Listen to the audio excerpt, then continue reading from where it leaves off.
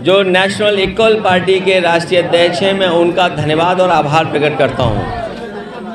साथ ही उनके संगठन के सभी पदाधिकारियों का और समाजवादी पार्टी के सभी कार्यकर्ता नेता जो यहाँ पर हमारे पास हैं और जो यहाँ तक नहीं पहुँच पाए हैं, दूर सड़क या जहाँ तक आवाज़ पहुँच रही है समाजवादी साथी, मैं सबसे पहले नेशनल इक्वल पार्टी के शशि प्रताप सिंह जी को और उनके सहयोगी साथियों को बहुत बहुत बधाई और मुबारकबाद देना चाहता हूँ कि एक नया दल, नया संगठन लोगों को जोड़ने के लिए और जिन परिस्थितियों में आज देश की राजनीति जा रही है, उस राजनीति को मैं मुकाबला करने के लिए, उन ताकतों का मुकाबला करने के लिए बाबा साहब भीमराव अम्बेडकर जी जिन्होंने हमें संविधान दिया, जिसके तहत आम लोगों को हक और सम्मान मिला, अधिकार मिले, उनको बचाने के लिए नेताजी ने जो रास्ता दिखाया, उस रास्ते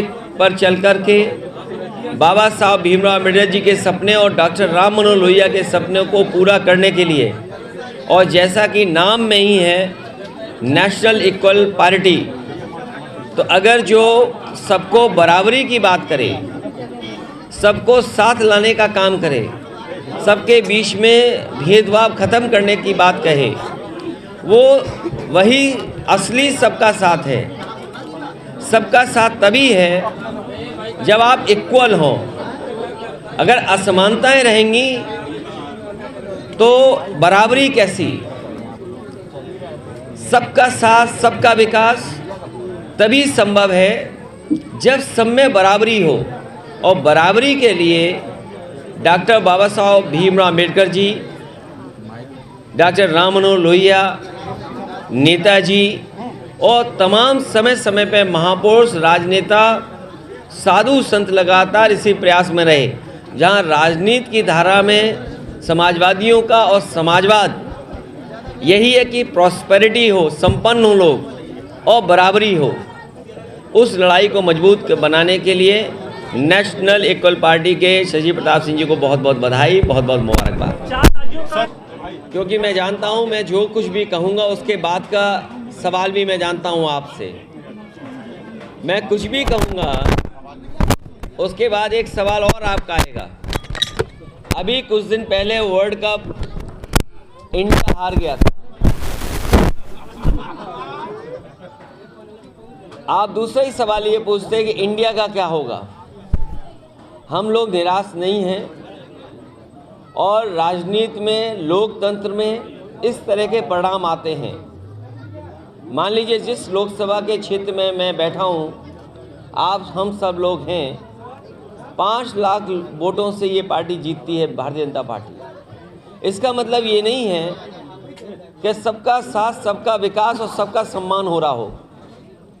अभी भी बहुत सारे ऐसे लोग हैं जो निराश हैं, जिन्हें उम्मीद थी, जिनकी उम्मीद तोड़ी है।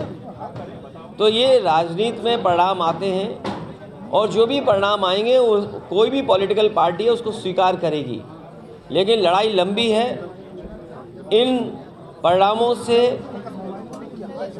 हमें और जिन लोगों को भारतीय जनता पार्टी जैसी बड़ी पार्टी का मुकाबला करना है, उन्हें बहुत तैयारी करनी पड़ेगी, बहुत अनुशासन में रह करके उन चीज़ों का मुकाबला करना पड़ेगा जिस रणनीति के तहत ये इतना बहुमत पा रहे हैं। इसलिए मुझे उम्मीद है कि आने वाले समय में परिणाम दूसरे होंगे, बदल जाएंगे। क्यों उनकी बात करते हो? ये जीत के बाद कुछ नहीं है वो। जीत के बाद 2024 को किस तरह से देख रहे हैं? 2024 को 2024 को किस तरह से देख रहे हैं आप? 24 ऐतिहासिक परिणाम आएगा और बदलाव होगा। इसीलिए मैंने कहा कि किसान की आय दोगुनी नहीं हुई, आपकी महंगाई बढ़ गई, चरम सीमा पर है, और घर घर बैठा बेरोजगार, यही रास्ता निकालेगा लोकतंत्र में। जातियों में बांटने की कोशिश हुई, ऐसा प्रधानमंत्री कह रहे हैं कि इस चुनाव में मैं बहुत सीधा ये कहना चाहता हूँ कि जिस समय मंडल कमीशन का गठन हुआ है, और जो लोग ये बात कहते हैं कि हम विपक्ष के लोग जातीय जनगणना मांग करके या जातियों की बात करके या पीडीए की बात करके जातियों में नहीं बांट रहे हैं। जिस समय ये बात हुई कि आरक्षण की व्यवस्था कैसे लागू हो, तो जो लोग गरीबी नहीं समझ पा रहे हैं, बहुत सीधी सी बात है, जो लोग गरीबी नहीं समझ रहे हैं उन्हें मंडल कमीशन की प्रस्तावना पढ़नी चाहिए, और जिस समय वो प्रस्तावना पढ़ लेंगे उसके बाद जाति में बांटने की बात नहीं कहेंगे, क्योंकि उस प्रस्तावना में मंडल कमीशन ने तमाम पहलुओं को देख करके ये माना कि जाति के आधार पर लोग गरीब हैं, इसलिए जाति के आधार पर आरक्षण होना चाहिए।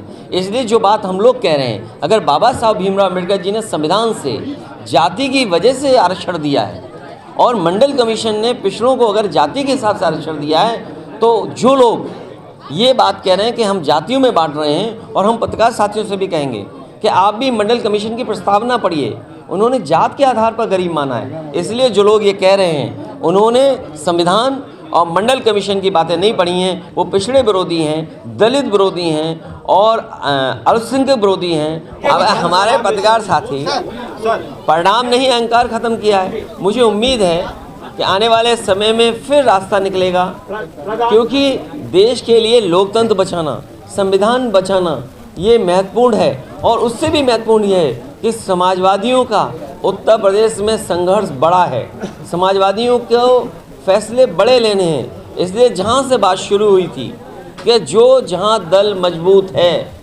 उसको सहयोग दूसरे दल करें।